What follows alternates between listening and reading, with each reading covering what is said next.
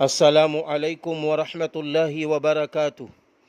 محترم حضرات، بیماری و علاج و عیادت کی سنتیں سماعت فرمائیں۔ بیماری میں دوا اور علاج کروانا مسنون ہے۔ علاج کراتا رہے مگر بیماری کی شفا میں نظر اللہ ہی پر رکھے۔ کلونجی اور شہد کے ساتھ علاج کرنا سنت ہے۔ حضور صلی اللہ علیہ وسلم کا ارشاد ہے کہ اللہ تعالیٰ ان دونوں چیزوں میں شفا رکھی ہے۔ ان دونوں کی تعریف میں بہت سی حدیثیں آئی ہیں، یعنی کلونجی اور شہد۔ علاج کے دوران نقصان پہنچانے والی چیزوں سے پرہیز کرنا چاہیے۔ اپنے بیمار بھائی کی عیادت کے لیے جانا سنت ہے۔ بیمار پرسی کر کے جلد لوٹانا سنت ہے۔ کہیں تمہارے زیادہ دیر تک بیٹھنے سے بیمار ملول اور رنجیدہ نہ ہو جائے یا گھر والوں کے کام میں خلل نہ پڑ جائے۔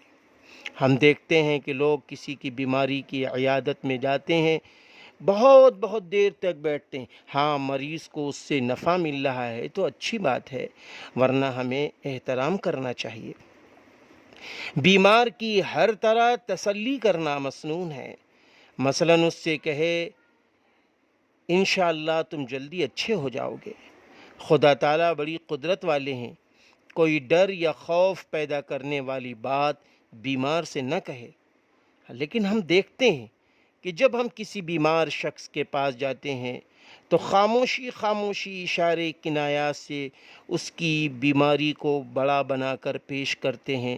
اگر بیماری بڑی بھی ہے تب بھی ہمیں حکم ہے کہ ہم ایسا نہ کہیں، بلکہ اس موقع پر ہمیں یہ حکم ہے کہ یہ بات کہو، لا باس طہور انشاءاللہ، کوئی حرج نہیں، اللہ تعالیٰ شفا دے دے گا۔ یہ بخاری شریف کی روایت ہے۔ بخاری شریف کی یہ بھی روایت ہے کہ جب کسی بیمار شخص کے پاس جاؤ تو پھر اس بات کا خیال رکھو کہ اس دعا کو بھی پڑھو، اسأل اللہ العظیم رب العرش العظیم ان یشفیک۔ ابو داؤد شریف میں ہے، حضور صلی اللہ علیہ وسلم نے ارشاد فرمایا کہ 7 مرتبہ اس کو پڑھنے سے مریض کو شفا ہوگی۔ ہاں، اگر اس کی موت ہی آ گئی ہو تو دوسری بات ہے۔ بیمار پرسی رات میں بھی جائز ہے۔ اس کو جو لوگ منحوس کہتے ہیں وہ غلطی پر ہیں۔ اسی طرح بیماری کی خبر ملے تو جب دل چاہے عیادت کرائے۔ یہ جو خیال ہے کہ 3 دن بیماری کے گزر لیں تو عیادت کو جائیں، بے اصل بات ہے۔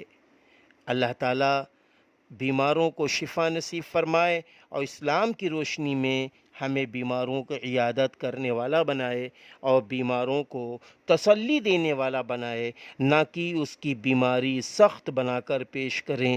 اگر کوئی بیماری اہم بھی ہے تو ہم اس کے سامنے تسلی دیں کہ انشاءاللہ تم جلدی اچھے ہو جاؤ گے۔